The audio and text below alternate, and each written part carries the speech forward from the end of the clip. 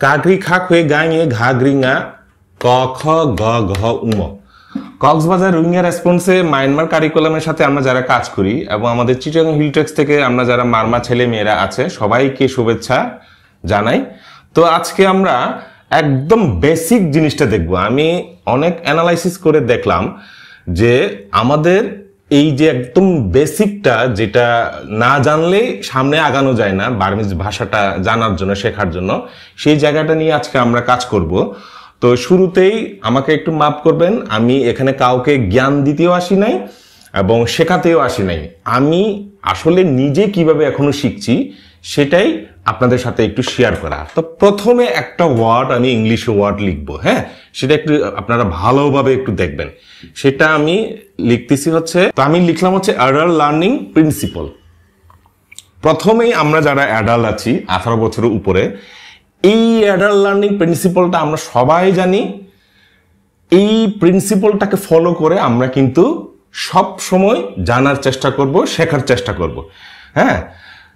তো আমরা সবাই জানি শিশুরা বড়দের মতো করে শেখে না এবং বড়রাও কিন্তু শিশুদের মতো করে শেখে না আর কি। এইটুকু জানলে হবে, আমি আর এত ডিটেল ভিতরে কিন্তু এটা যাব না। তো আসি এবার আমরা প্রথমে, যেহেতু আমরা অ্যাডাল্ট লার্নিং প্রিন্সিপাল বলছি, বার্মিজের এই লেটার 33টা আছে আমরা সবাই জানি। আমি শুধু এখানে একটা লাইন লিখেছি, সাথে সাথে মিল রেখে বাংলাটাও কিন্তু দেখানোর চেষ্টা আমি করেছি। তো প্রথমে আমরা এই কা এবং এই ক এর মধ্যে সম্পর্কটা দেখার চেষ্টা করব আমরা। এইটা এই কা এবং কটা আমরা যদি মোটামুটি জানি, তাহলে বাকি 33টা বর্ণ কিন্তু একই রকম, হ্যাঁ, নিয়মটা কিন্তু একই রকম প্রযোজ্য হবে অ্যাডাল্ট লার্নিং প্রিন্সিপালটাকে যদি আপনি ফলো করেন, মানেন সেটা। তো আমরা এখন একটা জিনিস দেখব, সেটা হচ্ছে এই কা এবং ক এর মধ্যে যেটা সম্পর্কটা দেখার চেষ্টা করব। প্রথমে আমি লিখব হচ্ছে এখানে কা,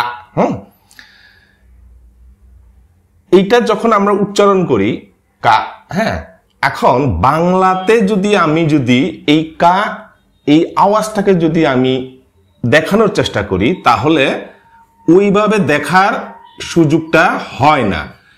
আমরা এইভাবে দেখাই, এই কাটাকে আমরা এইভাবে দেখাই, নিচে একটা এই ধরনের একটা হসন্ত বলাটাও খুব একটা ঠিক হবে নাকি জানি না, মানে এইভাবে দেখানোর চেষ্টা করি। এটার আওয়াজ হচ্ছে কা, এটা হচ্ছে কা, হ্যাঁ।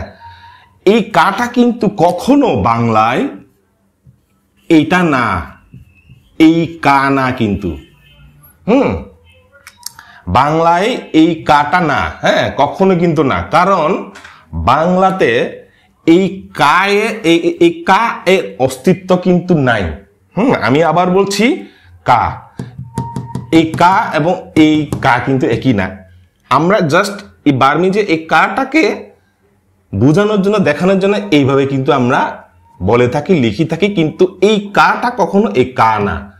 কা, কা, এই সাউন্ডটা আমাদের একটু ভালোভাবে এই জিনিসটা বুঝতে হবে। এখন আমরা সম্পর্কটা যদি আমরা দেখার চেষ্টা করি, আমরা লিখব ক,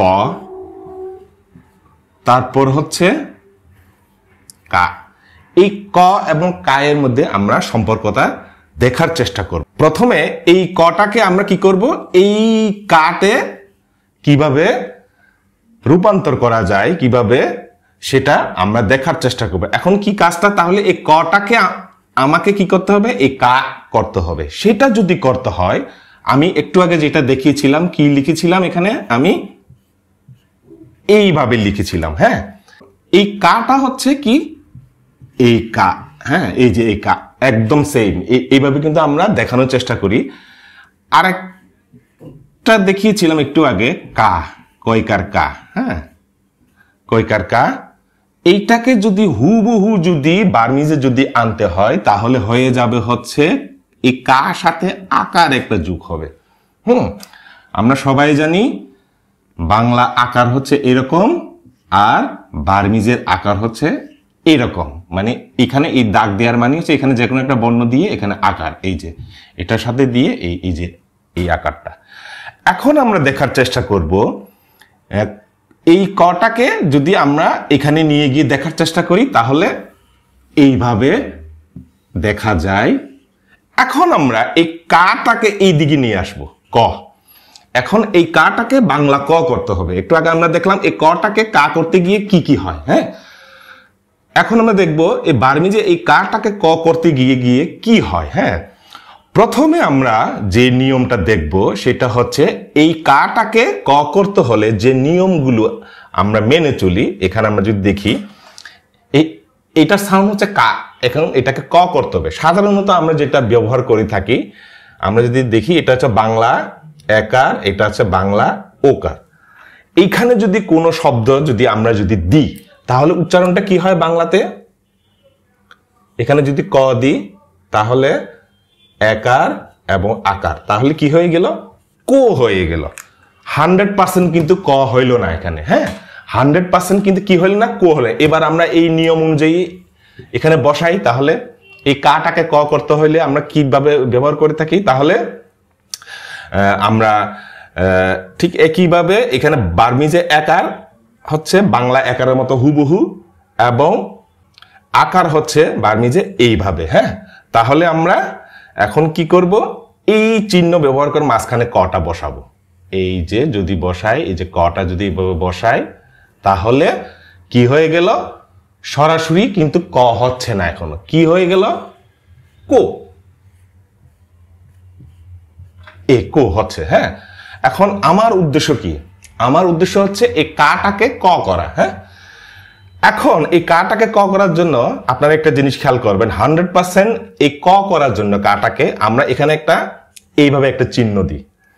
একার থাকবে, আকার থাকবে, আর এই ধরনের একটা চিহ্ন দিয়ে এইভাবে দিই। তাহলে সেইখানে যদি আমরা যদি এইভাবে যদি দিই তাহলে কি হবে? একটু ভালোভাবে দেখি। এইটুকু হচ্ছে এই অবস্থায় আমরা কি বলি? কো। তাহলে এখানে যদি আমরা এইভাবে যদি দিই একটা সাই, তাহলে হয়ে গেল 100% ক। 100% কি হয়ে গেল? ক। তাহলে অ্যাডাল্ট লার্নিং প্রিন্সিপাল অনুযায়ী এই একটা কা ক আমরা যদি জানি ব্যবহারটা, বার্মিজে বাকি 32টা লেটারের জন্য একইভাবে কিন্তু নিয়মটা কিন্তু একই। আশা করি আপনারা সবাই বুঝতে পেরেছেন। এইবার আমি একটু আমরা সবাই জানি বার্মিজটা হচ্ছে একটা টোনাল ল্যাঙ্গুয়েজ। হ্যাঁ, এই জিনিসটা আমরা সব সময় মনে রাখার চেষ্টা করব। বাংলা এবং ইংরেজি কিন্তু টোনাল ল্যাঙ্গুয়েজ না, বার্মিজটা হচ্ছে টোনাল ল্যাঙ্গুয়েজ। তার মানে সাউন্ড একটু উঠানামা করলে, এদিক ওদিক হইলে অর্থটাও কিন্তু ভিন্ন হয়ে যায়। খুবই কিন্তু সেন্সিটিভ এই বার্মিজ ল্যাঙ্গুয়েজটা, অথবা আমাদের যে মারমা ল্যাঙ্গুয়েজটা। এই জন্য এই মারমা অথবা বার্মিজ ল্যাঙ্গুয়েজটাকে বলা হয় হচ্ছে টোনাল ল্যাঙ্গুয়েজ। আমি দুইটা উদাহরণ দেব। প্রথমে এই কা দিয়ে উদাহরণ দেব। কেন টোনাল ল্যাঙ্গুয়েজ? শুধু কা যখন আমরা লিখি, এটার অর্থ হইল নাচ বা ড্যান্স, নাচা, ড্যান্স, কা। আর এই কায়ের সাথে যখন আকার একটা দিব তখন এটার অর্থ কি হয়ে যাবে? কাভার করা, মানে কোনো কিছুকে কাভার করা, আটকানো, এই জাতীয় কিছু অর্থ বুঝায়। হ্যাঁ, আটকানো। আর এটা কি? কা, নাচ, ড্যান্স। আর এটা কি? আকার, কা। তাহলে কি হয়ে গেল? কাভার করা। আর একটা যদি আওয়াজটা যদি বেশি যদি দিতে হয় তখন এই মাঝখানে দুইটা ফোঁটা দিতে হয়, তখন কি হয়ে যায়? কা, কা, কা, কা। এই দুইটা ফোঁটা দেওয়ার মাঝখানে এই যে সামনে দুইটা ফোঁটা দেওয়ার অর্থ হচ্ছে এই ধ্বনি, এই স্বরটাকে, আওয়াজটাকে বড় করানো, কা। এই কা অর্থ হচ্ছে কি বলবো? কার গাড়ি। হ্যাঁ, কার গাড়ি। আপনারা একটু ভালোভাবে যদি একটু খেয়াল করেন, একটু সাউন্ড, কা, নাচ, কা, কাভার করা, কা, কার গাড়ি। ঠিক একইভাবে আমি যদি আরেকটা উদাহরণ দেওয়ার যদি চেষ্টা করি, কেন বার্মিজ ল্যাঙ্গুয়েজটা টোনাল ল্যাঙ্গুয়েজ। আমি যদি শুধু যদি লিখি, এটা হচ্ছে লা, মানে হচ্ছে বাংলা কি? ল। বাংলা লয়ের সাথে আমরা এটা তুলনা করতে পারি, ল। শুধু লা, এই লাটা যখন বলি তখন এই লা অর্থ হচ্ছে চাঁদ, মানে মুন। হ্যাঁ, মুন। আবার এই লায়ের সাথে যখন আকার দেব, লা, তখন বলা হয় কাম, মানে এসো। হ্যাঁ, এদিকে এসো, লা। আর যখন এই লা এর সাথে যখন আরেকটা এইদিকে ফোঁটা দেওয়া হয় লা, তখন বলা হয় লেটস গো। তখন কি বলা হয়? লেটস গো বা চলো, বা চলো। তো এই ছিল হচ্ছে মোটামুটি আজকে লেসনটা, পুরো একদম বেসিকটা। আমি অনেক অ্যানালাইসিস করার পরে এই জিনিসটা আমি কিন্তু ফাইন্ডিংসটা এভাবে পেয়েছি। তো আমার কাছে মনে হয়েছে এই বেসিকটা যদি আমরা যদি ক্লিয়ার করতে পারি তাহলে আমাদের বার্মিজ শেখার পথটা সুগম হবে। আশা করি সবাইকে এই মেসেজটা।